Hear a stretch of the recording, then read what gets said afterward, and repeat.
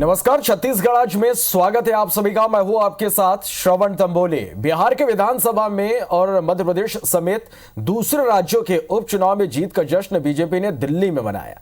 प्रधानमंत्री नरेंद्र मोदी, गृह मंत्री अमित शाह, बीजेपी के राष्ट्रीय अध्यक्ष जेपी नड्डा और रक्षा मंत्री राजनाथ सिंह समेत पार्टी के बड़े नेता इस मौके पर मौजूद रहे। इस मौके पर बड़ी संख्या में बीजेपी के कार्यकर्ता भी पार्टी के मुख्यालय में जश्न मनाते नजर आए। प्रधानमंत्री नरेंद्र मोदी ने इस मौके पर सभी वोटर, कार्यकर्ताओं और नेताओं का आभार जताया। साथ ही लोकसभा में 2 सीट से दुनिया की सबसे बड़ी पार्टी बनने तक के सफर को भी याद किया। साथ ही प्रधानमंत्री ने यह भी कहा कि नीतीश कुमार के साथ मिलकर वो बिहार में जनसेवा करेंगे।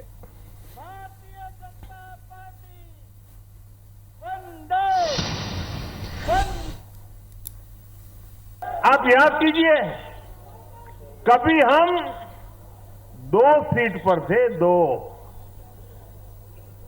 और 2 कमरों से पार्टी चला करती थी। आज हिंदुस्तान के हर कोने में है। नतीजों में देश की जनता ने फिर ये तय कर दिया है कि 21वीं सदी में देश की राजनीति का मुख्य आधार सिर्फ और सिर्फ विकास ही होगा। मैं और हमारी पूरी टीम अभिभूत है। हम सभी भाजपा के कार्यकर्ता नीतीश जी के नेतृत्व में एनडीए के कार्यकर्ता हर बिहारवासी के साथ इस संकल्प को सिद्ध करने में कोई कसर बाकी नहीं रखेंगे। आज भाजपा ही देश की एकमात्र राष्ट्रीय पार्टी है जिसमें गरीब, दलित, पीड़ित, शोषित, वंचित अपना प्रतिनिधित्व देखते हैं, अपना भविष्य देखते हैं। बढ़ते आगे, कभी जोगी के गढ़ रहे मरवाही में उपचुनाव जीतने पर कांग्रेस खेमे में भारी खुशी है। रायपुर स्थित कांग्रेस मुख्यालय राजीव भवन में मरवाही में हुई जीत के लिए मुख्यमंत्री भूपेश बघेल और पीसीसी चीफ मोहन मरकाम का सम्मान किया गया। इस मौके पर नवनिर्वाचित विधायक के ध्रुव और मंत्री जयसिंह अग्रवाल समेत कई नेता और कार्यकर्ता मौजूद रहे। इस दौरान मुख्यमंत्री भूपेश बघेल ने जोगी परिवार पर तंज कसा। उन्होंने कहा कि अजीत जोगी और अमित जोगी से ज्यादा वोट कांग्रेस को मिले हैं। हमने विकास के दम पर 70वीं सीट जीती है। मुख्यमंत्री जीत का श्रेय मंत्रियों, कार्यकर्ताओं की मेहनत और मरवाही की जनता को उन्होंने दिया। इधर मुख्यमंत्री के बयान पर बीजेपी ने चुटकी ली है। पूर्व मंत्री और विधायक बृजमोहन अग्रवाल का कहना है कि मरवाही में बीजेपी को पिछले चुनाव से 10,000 ज्यादा वोट मिले। इस पर तो कांग्रेस को मंथन करना चाहिए। कांग्रेस ने चुनाव जीतकर कोई तीर नहीं मार लिया। बृजमोहन ने कांग्रेस पर सत्ता के दुरुपयोग का भी आरोप लगाया। हालांकि मरवाही में हार के बाद बीजेपी खेमा निराश है।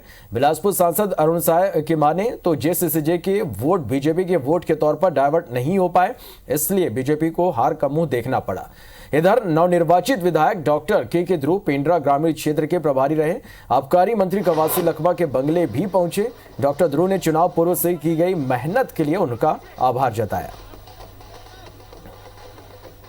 मरवाही के जनता ने इस विकास को अपनाया है और हमारे जो यहाँ मंत्री, सांसद, विधायक ने जाकर एक संगठन के रूप में पार्टी के लिए काम किया।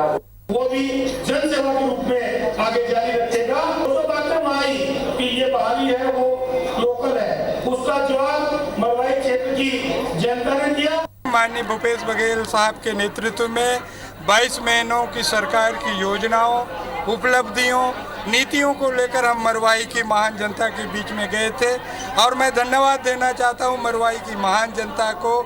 सरकार की योजनाओं, उपलब्धियों पर मुहर लगा दी है। भारतीय जनता पार्टी को तो पिछले चुनाव से 10,000 वोट ज्यादा मिले हैं। इसके ऊपर में कांग्रेस को विचार करना चाहिए और कांग्रेस ने कोई चुनाव जीतकर तीर नहीं मार लिया। कांग्रेस की सरकार है, उन्होंने साम दाम दंड भेद और पूरे सत्ता का दुरुपयोग कर पैसे पानी की तरह बहाकर चुनाव जीता है। मुझे लगता है कि जो परिणाम आए हैं उससे स्पष्ट है कि जोगी कांग्रेस के वोट भारतीय जनता पार्टी के पक्ष में डाइवर्ट नहीं हुए हैं। हमको हमारा परंपरागत वोट ही प्राप्त हुआ है। छत्तीसगढ़ में 23 नई तहसीलों का गठन किया गया। इसके बाद प्रदेश में तहसीलों की संख्या 149 से बढ़कर 172 हो गई है। सीएम हाउस में आयोजित एक कार्यक्रम में मुख्यमंत्री भूपेश बघेल ने आज वर्चुअल तरीके से इन 23 नई तहसीलों की सौगात दी। उन्होंने तहसील कार्यालय भवन निर्माण के लिए कुल 19 करोड़ 20 लाख रुपए और सभी तहसील कार्यालयों में एक एक वाहन के लिए कुल 1 करोड़ 75 लाख रुपए की मंजूरी की घोषणा की। इस मौके पर पीसीसी अध्यक्ष मोहन मरकाम, विधानसभा अध्यक्ष शरणदास महंत समेत कई मंत्री मौजूद रहे। जन सुविधाओं को ध्यान में रखते हुए 15 जिलों में ये 23 नई तहसीलों का गठन किया गया है। बिलासपुर और जांजगीर चांपा जिले में तीन, रायपुर, दुर्ग, कोरबा और बलरामपुर रामानुजगंज में 2 नई तहसीलों का गठन हुआ है, जबकि दमतरी, राजनांदगांव, बालोद, मुंगेली, सरगुजा और कोरिया, सूरजपुर, जशपुर और सुकमा में एक एक नई तहसील यहां पर बनाई गई है।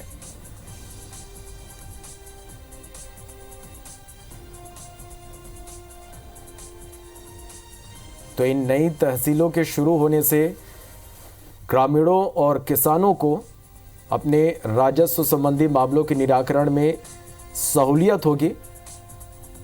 और आज इस मौके पर मुख्यमंत्री ने कहा कि नई तहसीलों के बनने से विकास के कार्यों को गति मिलेगी और आम जनता को प्रशासनिक सुविधाएं बेहतर ढंग से मिल सकेंगी।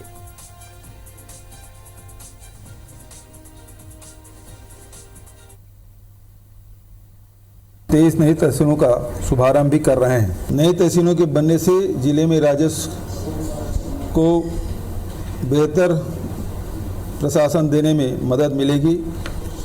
इससे किसानों और अन्य जनहितकारी योजनाओं के हितग्राहियों को बेहतर सेवा और जतन का लाभ मिलेगा।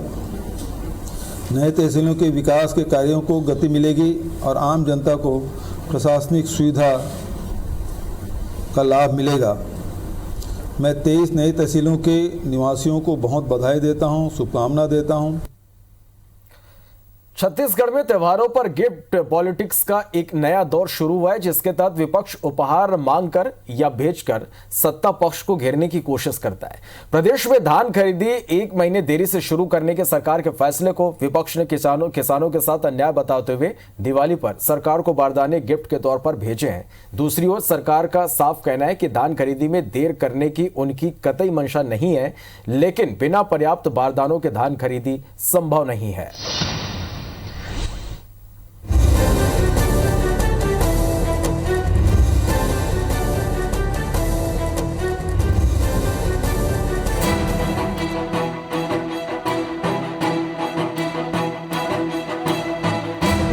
त्योहारों पर मेल मुलाकात और उपहार देना हमारे देश की पुरानी रीत रही है, लेकिन दिवाली पर भाजपा ने छत्तीसगढ़ की कांग्रेस सरकार को बारदाने गिफ्ट कर उपहारों को सियासी हथियार बनाने के नए चलन को आगे बढ़ाया है। दरअसल प्रदेश में 1 दिसंबर से धान खरीदी शुरू करने के पीछे प्रदेश सरकार ने बारदानों की रुकी सप्लाई का कारण बताया, जिस पर भाजपा का सीधा आरोप है कि सरकार जानबूझकर किसानों का धान देर से खरीदकर उनके साथ अन्याय कर रही है और इसीलिए भाजपा दिवाली पर सरकार को बारदाने गिफ्ट कर रही है, ताकि वो बारदानों की कमी का बहाना छोड़कर धान खरीदी शुरू करे।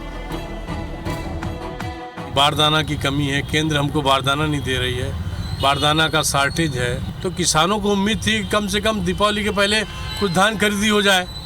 तो बारदाना के यदि विषय आ रहा है तो हम किसानों के भावनाओं के अभिव्यक्ति के लिए बारदाने को दीपावली गिफ्ट के रूप में माननीय मुख्यमंत्री जी के निवास में और माननीय कृषि मंत्री जी के निवास में भेज रहे हैं। बारदाने का बहाना बना रहे हैं।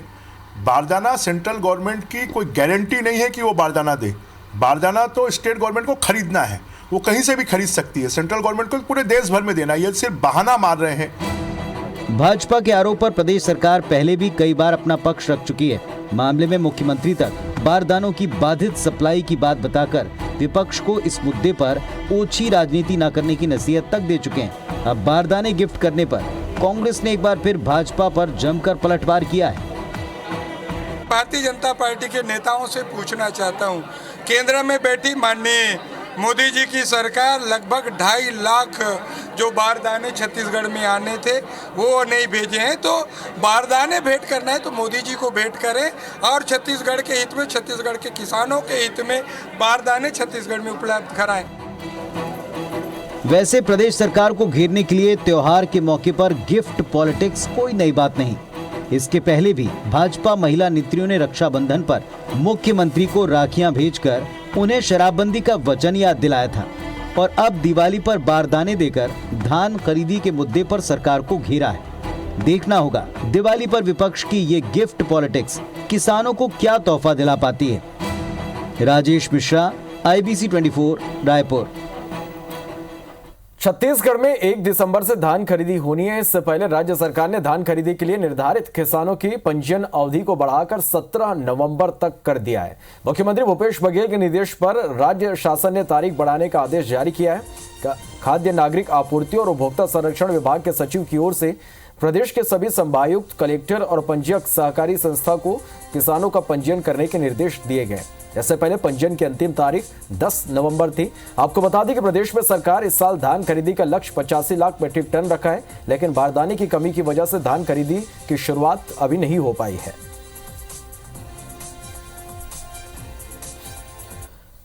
बढ़ते आगे, लॉकडाउन के दौरान रायपुर के क्वींस क्लब में नशे की पार्टी कराने वाले संचालकों पर दो तरफा शिकंजा कसता दिख रहा है। एक तरफ तो क्लब के संचालक हरबख्श बत्रा ने पुलिस को क्लब के संचालन में अपना हाथ न होने के कागजात दिए थे, तो दूसरी तरफ हाउसिंग बोर्ड के सामने क्लब संचालक ने अधिकार संबंधी डील से इनकार किया था, जिसको लेकर अब पुलिस ने हाउसिंग बोर्ड से बत्रा के जवाब की कॉपी मांगी है। यानी बत्रा की हालत एक तरफ कुआं तो दूसरी तरफ खाई वाली हो गई है।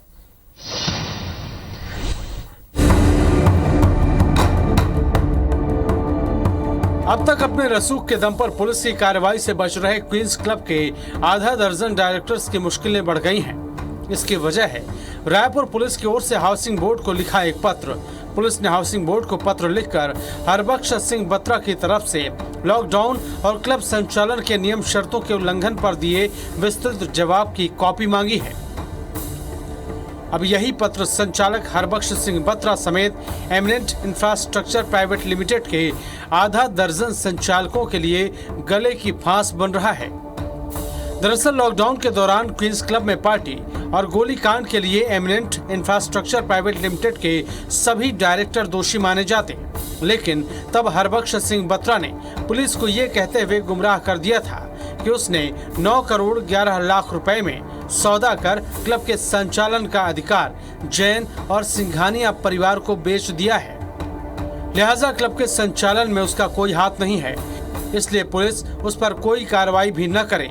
अपनी इस दलील के समर्थन में बत्रा ने इस डील के कागजात भी पुलिस के सामने कर दिए, लेकिन जिस दलील की दम पर बत्रा पुलिस की कार्रवाई से बच निकला, उसी दलील को हाउसिंग बोर्ड में पलट दिया। ऐसा इसलिए क्योंकि क्लब संचालन की शर्तों के मुताबिक बत्रा न तो क्लब के संचालन का अधिकार किसी को दे सकता है और न ही उसे किसी और को बेच सकता है। यहाँ उसने ये कहा कि क्लब संचालन अब भी उसकी कंपनी कर रही है और उसने किसी को क्लब का ट्रांसफर नहीं किया है। अब पुलिस ने हाउसिंग बोर्ड से इसी जवाब की कॉपी मांग ली है। जवाब में कंट्राडिक्शन है, जिस संबंध में हमने हाउसिंग बोर्ड को एक लेटर लिखा है कि जो भी जवाब उन्होंने क्वींस क्लब के जो ऑनर है उन्होंने दिया है वो जवाब हमें वहां से मिल जाएगा, फिर उसके बाद आगे हम वैधानिक कार्रवाई करेंगे। पुलिस का ये दाव काफी अहम माना जा रहा है, क्योंकि हाउसिंग बोर्ड से बत्रा के जवाब की कॉपी मिलने के साथ ही उसका झूठ भी बेपर्दा हो जाएगा। ऐसे में बत्रा और उसके बाकी दूसरे डायरेक्टर्स की गिरफ्तारी का भी रास्ता खुल जाएगा। पुलिस ने दिल्ली स्थित मिनिस्ट्री ऑफ कॉमर्स अफेयर्स को भी पत्र लिखकर एमिनेंट इंफ्रास्ट्रक्चर प्राइवेट लिमिटेड के सभी डायरेक्टर्स की जानकारी मांगी थी। हालांकि अब तक वहां से इसका जवाब नहीं आया है, लेकिन पुलिस इसे भी एक अहम सबूत मान रही है। नई दिल्ली से जानकारी आने में थोड़ा सा समय लगता है, इसलिए रिमाइंडर उस टाइम के बीत जाने के बाद ही हम भेजते हैं। जैसे ही फिर जानकारी आएगी फिर उसमें आगे कार्रवाई करेंगे। बहरहाल अब देखना होगा कि अपने रसूख के दम पर कार्रवाई से बच रहे क्वींस क्लब के रसूखदार डायरेक्टर्स पर पुलिस क्या और कितनी जल्दी कार्रवाई कर पाती है। राजेश राज, IBC 24, रायपुर। चलिए, और राजेश राज इस खबर पर ज्यादा जानकारी के साथ हमारे साथ इस वक्त लाइव जुड़े हैं। राजेश, हरबख्श बत्रा के आने वाले दिनों में किस तरह से मुश्किलें बढ़ सकती है, आने वाले दिनों में किस तरह से शिकंजा कसा जा सकता है? देखिए, ये पुलिस का पत्र लिखना ही अपने आप में एक बड़ा संकेत है, क्योंकि करीब घटना के महीने भर बाद पुलिस ने स्टेप उठाया है और इस बात से ये उम्मीद बन रही है कि पुलिस बत्रा के खिलाफ कार्रवाई करेगी, क्योंकि ये बातें मीडिया रिपोर्ट्स में आ चुकी है कि बत्रा ने झूठ बोला है, पुलिस को कुछ और बयान दिए हैं और हाउसिंग बोर्ड को कुछ और बयान दिए हैं, और ये दोनों ही बयान कॉन्ट्राडिक्ट करने वाले हैं, क्योंकि वो पुलिस से बचना चाह रहा है। तो उसी सिलसिले में अब चूँकि हाउसिंग बोर्ड को पत्र लिखा जा चुका है, हाउसिंग बोर्ड से वो पत्र मिलता है, पत्र मिलने के बाद फिर से हम सवाल करेंगे पुलिस से कि अब इसमें क्या कार्रवाई करेंगे। जो सूत्र बता रहे हैं या फिर जो अधिकारी से हमारी बातचीत हुई है, उसमें इस बात के स्पष्ट संकेत मिले हैं कि अगर कॉन्ट्राडिक्ट बयान बत्रा का साबित हुआ, जैसा कि होगा, क्योंकि दस्तावेज ये बताते हैं कि बत्रा ने पुलिस को कहा कि हमने क्वींस क्लब की जिम्मेदारी किसी दूसरों को बेच दी है, अब हम इसके जिम्मेदार नहीं है। लेकिन वही बत्रा हाउसिंग बोर्ड में ये कह रहा है कि ये कंपनी अभी भी संचालन कर रही है क्वींस क्लब का, और वहाँ जो कुछ भी हो रहा है उसके लिए हम जिम्मेदार हैं और हमारी देख रेख में हो रहा है। तो ये दोनों ही बयान कॉन्ट्राडिक्ट है। इस बयान की पूरी रिपोर्ट्स हमने दिखाई भी थी। तो ये जो विरोधाभास है वो अगर स्पष्ट होता है तो फिर उसके खिलाफ गिरफ्तारी या फिर दूसरी कार्रवाई भी हो सकती है, और एक बड़ी कार्रवाई हाउसिंग बोर्ड से भी अपेक्षित है, क्योंकि 420 का मामला उस पर लग सकता है। तो कई बड़ी कार्रवाइयां हैं, लेकिन कब तक होती है ये सवाल है, और ये सवाल लेकर के हम फिर से पुलिस के पास होंगे और हाउसिंग बोर्ड के पास होंगे, देखेंगे कि कब तक कार्रवाई होती है। चलो, निश्चित रूप से राजेश, ये तो समझा जा सकता है कि आने वाले दिनों में मुश्किलें बढ़ेंगी। अब किस तरह से आगे इस पूरे मामले में कार्रवाई होगी, ये देखने वाली बात है। बहुत बहुत शुक्रिया इस पूरी जानकारी के लिए। दिवाली और धनतेरस पर छत्तीसगढ़ के बाजारों में जमकर धन वर्षा होगी। दोनों शुभ दिन पर करीब 2000 करोड़ के कारोबार का अनुमान है। बाजार में दिख रही भीड़ से मंदी की मार झेल रहे व्यापारियों के चेहरे पर मुस्कान लौट आई है।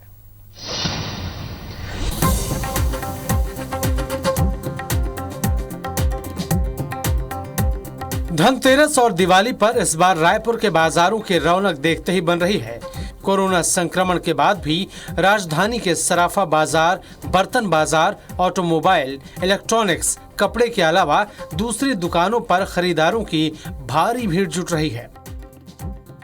कारोबारियों ने भी अलग अलग ऑफर्स के जरिए ग्राहकों के स्वागत की तैयारी कर रखी है।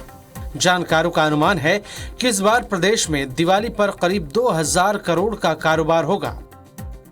सराफा मार्केट की ही बात करें तो इस बार 2 दिन में करीब 500 करोड़ रुपए के कारोबार की उम्मीद है, क्योंकि सोने चांदी जैसी धातुओं के दाम में स्थिरता की वजह से लोग जमकर खरीदी कर रहे हैं। क्योंकि हर साल धनतेरस ऐसा दिन है जो सोने की डिमांड ज़्यादा ही रहती है, लोग सोना लेते ही हैं। पिछले साल से अच्छा ही होने की हमें उम्मीद है। इसी तरह ऑटोमोबाइल सेक्टर में भी काफी उत्साह दिख रहा है। गाड़ियों की बम्पर बुकिंग हो रही है। ऑटोमोबाइल सेक्टर में भी 500 करोड़ के कारोबार का अनुमान लगाया जा रहा है। वहीं इलेक्ट्रॉनिक्स सेक्टर में भी इतने ही कारोबार की उम्मीद है। ये दिवाली में मुझे ऐसा लगता है कि एप्पल और वन प्लस कंपनी ने जो 2 नए मॉडल निकाले हैं, जिसके चलते उनकी बहुत ज़्यादा डिमांड बनी पड़ी है, और एजुकेशन के लिए, बच्चों के लिए भी ऑनलाइन क्लासेस के लिए मोबाइल का क्रेज़ बढ़ा है। तो मुझे ऐसा लगता है कि इस बार 180 से 200 करोड़ का टर्नओवर जाना चाहिए। डिमांड ज़्यादा आ रही है और सप्लाई जो है कंपनी से, ऑटोमोबाइल कंपनियों से सप्लाई सुफूर्तु या जितनी डिमांड है उतनी सप्लाई नहीं हो पा रही है। तो पिछले महीने भी बहुत अच्छा कारोबार हुआ है और इस महीने भी हमें लगता है कम से कम पूरे छत्तीसगढ़ में 400 से 500 करोड़ रुपए का कारोबार होना चाहिए। कोरोना काल के बाद भी कई कंपनियों ने अपने कर्मचारियों को बोनस देने में कंजूसी नहीं की है। वहीं प्रदेश सरकार पहले ही किसानों के खाते में पैसे डाल चुकी है। ऐसे में ये पैसा मार्केट की चकाचौंध तो बढ़ाएगा ही, यानी करीब आधे साल से आर्थिक संकट से जूझ रहे बाजार में जमकर धन वर्षा होने वाली है। Star Jain, IBC 24, Raipur. तो इसी के साथ फिलहाल इस बुलेटिन में इतना ही। लगातार खबरों का अपडेट के लिए आप बने रहिए और देखते रहिए IBC 24। नमस्कार।